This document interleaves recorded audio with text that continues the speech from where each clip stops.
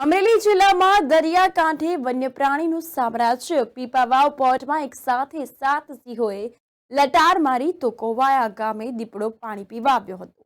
અમરેલીની વાત કરી રહ્યા છે। અમરેલી રાજુલા પંથકમાં સિંહો દીપડાની સંખ્યા સતત વધી છે અને ત્યારે અમરેલી જિલ્લામાં સિંહો સહિત વન્યપ્રાણીની સંખ્યામાં સતત વધારો થઈ રહ્યો છે।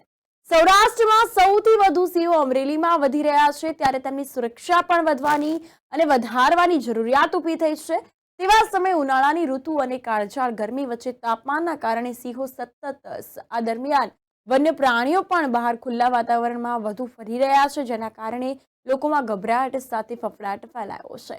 કાળઝાળ ગરમી અને ઉનાળાના આકરા તાપના કારણે સિંહો અને દીપડાઓ વહેલી સવારે અને સાંજના સમયે વધુ ખુલ્લા વાતાવરણમાં અવરજવર કરવાનું પસંદ કરી રહ્યા છે અને ત્યારે આજે વિડીયો જે છે તે સોશિયલ મીડિયા પર વાયરલ થયા છે। દ્રશ્યમાં આપ જોઈ રહ્યા છો, પીપાવાવ પોર્ટ વિસ્તારમાં એક સાથે 7 સિંહોનું ગ્રુપ લટાર મારી રહ્યું છે। કંપનીના રોડ પર સિંહો લટાર મારવાના નીકળ્યા હતા અને આ દ્રશ્યો મોબાઈલના કેમેરામાં કેદ થયા છે।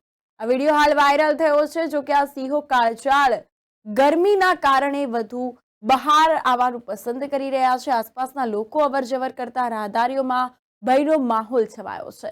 સ્પષ્ટપણે દ્રશ્યોમાં આપ જોઈ રહ્યા છો તો દીપડાની અવરજવર જોવા મળી રહી છે। વિડીયો હાલ સોશિયલ મીડિયામાં વાયરલ થયો છે। સિંહોની સાથે હવે દીપડાઓ પણ અહીં આવી રહ્યા છે। લોકોમાં વધુ ભય ફેલાયો છે।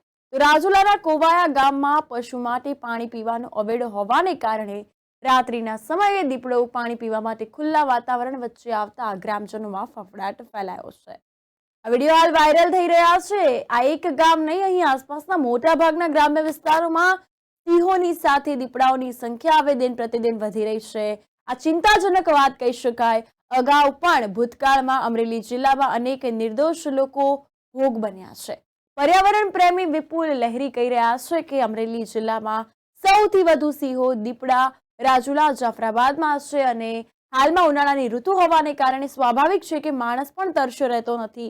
તેવા સમયે આ વન્ય પ્રાણીઓ પાણી માટે વલખા મારી રહ્યા છે, કેમ કે વન વિભાગની અનેક કુંડીઓ ફૂટેલી તો કેટલીક નિયમિત ભરતા ન હોવાને કારણે વન્ય પ્રાણીઓ ના છૂટકે ગામડામાં ખેડૂતોને બનાવેલા પશુ માટેના અવેડાઓ અને ખેડૂતની વાડીઓમાં પાણી પીવા માટે આવતા હોય છે।